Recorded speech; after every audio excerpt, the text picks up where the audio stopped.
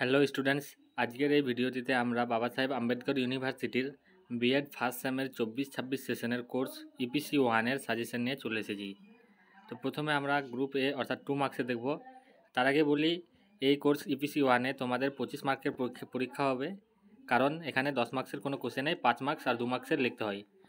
Group এ অর্থাৎ marks 2-এর প্রথম প্রশ্ন হলো দুরূহ পাঠ এর সংখ্যাধীন অথবা বিচারমূলক পাঠ কী। 2 নং প্রশ্ন হলো আখ্যানধর্মী পাঠ কাকে বলে। 3 নং প্রশ্ন হলো ব্যাখ্যানধর্মী পাঠ বলতে কী বোঝেন। 4 নং দাগের প্রশ্ন হলো পাঠ্যক্রম জুড়ে পঠন কী। 5 নং দাগের প্রশ্ন হলো পঠনের যে কোনো দুটি সমস্যা বিবৃত করুন। 6 নং দাগের প্রশ্ন হলো শব্দ তালিকা বলতে কী বোঝানো হয়। 7 নং দাগের প্রশ্ন হলো পঠনে দ্রুততা বলতে কী বোঝেন। 8 নং দাগের প্রশ্ন হলো ডিসলেক্সিয়া কী। 9 নং দাগের প্রশ্ন হলো পঠন পটুত্ব কী। 10 নং দাগের প্রশ্ন হলো সরব পাঠের দুটি সুবিধা উল্লেখ করুন। 11 নং দাগের প্রশ্ন হলো পরিচালিত পাঠ এর দুটি সুবিধা উল্লেখ করুন। 12 নং দাগের প্রশ্ন হলো পঠনের অধিগত জ্ঞান বলতে কী বোঝায় অথবা অধিগত জ্ঞান কথার অর্থ কী, অধিপ্রজ্ঞা কী। 13 নং দাগের প্রশ্ন হলো সৃজনমূলক পাঠ কী। এরপর 14 নং দাগের প্রশ্ন হলো পঠনের সংজ্ঞা দিন। 15 নং দাগের প্রশ্ন হলো SQ3R কৌশল বলতে কী বোঝো। 16 নং দাগের প্রশ্ন হলো নীরব পাঠের দুটি অসুবিধা লিখুন। 17 নং দাগের প্রশ্ন হলো পঠনের দুটি সমস্যা লিখুন। 18 নং দাগের প্রশ্ন হলো ধ্বনি নির্দেশক পাঠ্যপ্রণালী কী। 19 নং দাগের প্রশ্ন হলো দক্ষ পাঠক কাকে বলা হয়। এরপর 20 নং দাগের প্রশ্ন হলো বিস্তৃত পাঠ কী। 21 নং দাগের প্রশ্ন হলো পঠন দক্ষতা উন্নয়নের জন্য দুটি কার্যাবলী লিখুন।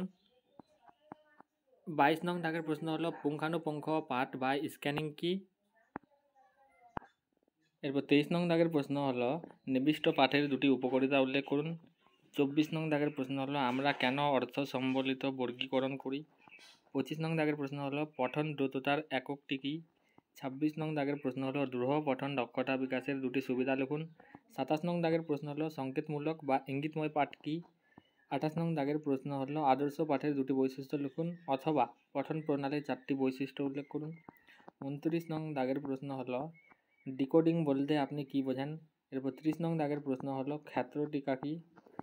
গ্রুপ এ অর্থাৎ মার্কস 2-এ মোট 30টি কোশ্চেন রাখা আছে, এগুলো তোমরা ভালো করে দেখবে।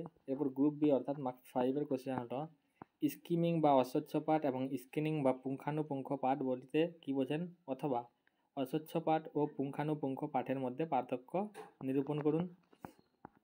এরপর 2 নং দাগের প্রশ্ন হলো নীরব পাঠের গুরুত্ব আলোচনা করুন। 3 নং দাগের প্রশ্ন হলো উদাহরণসহ আদর্শ পাঠের বৈশিষ্ট্য লিখুন অথবা পঠনের বৈশিষ্ট্য লিখুন।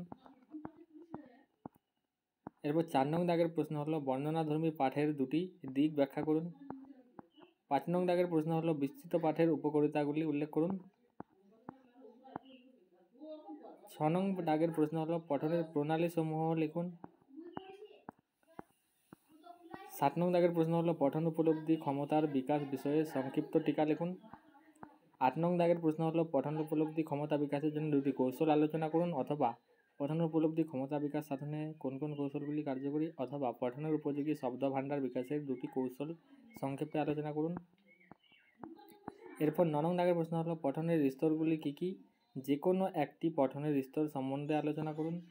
10 নং দাগের প্রশ্ন হলো প্রাসঙ্গিক দৃষ্টান্ত সহযোগে ব্যাখ্যা করুন প্রত্যাশিত মানসিক চেতনা। 11 নং দাগের প্রশ্ন হলো সরব ও নীরব পাঠের পার্থক্যগুলি কী কী। 12 নং দাগের প্রশ্ন হলো পঠনের অবরোহ পদ্ধতি ব্যাখ্যা করুন, এই পদ্ধতির একটি উদাহরণ দিন। এরপর 13 নং দাগের প্রশ্ন হলো পাঠ্যক্রমে ব্যাখ্যামূলক পাঠের গুরুত্ব লিখুন। 14 নং দাগের প্রশ্ন হলো আক্ষরিক পঠন কী, আমরা কেন সশব্দে পড়ি, পঠনের সমস্যাগুলির উল্লেখ করুন। 15 নং দাগের প্রশ্ন হলো নীরব পাঠের বৈশিষ্ট্যগুলি উল্লেখ করুন। 16 নং দাগের প্রশ্ন হলো পঠনের অধিজ্ঞান সংক্রান্ত কয়েকটি দক্ষতার উল্লেখ করুন। এরপর 17 নং দাগের প্রশ্ন হলো ধারণাগত পঠন উদাহরণ সহযোগে ব্যাখ্যা করুন। 18 নং দাগের প্রশ্ন হলো পাঠ্যক্রম জুড়ে পঠনের গুরুত্ব আলোচনা করুন। এরপর 19 নং দাগের প্রশ্ন হলো পঠন বলতে কী বোঝেন, এটি পাঠকের সমৃদ্ধিকে কীভাবে প্রভাবিত করুন। গ্রুপ বি এ মোট 19টি কোশ্চেন রাখা আছে, তোমরা পরীক্ষা দেওয়ার আগে অবশ্যই এই সাজেশনগুলো দেখবে, তারপরে অন্য কোনো প্রশ্ন দেখবে।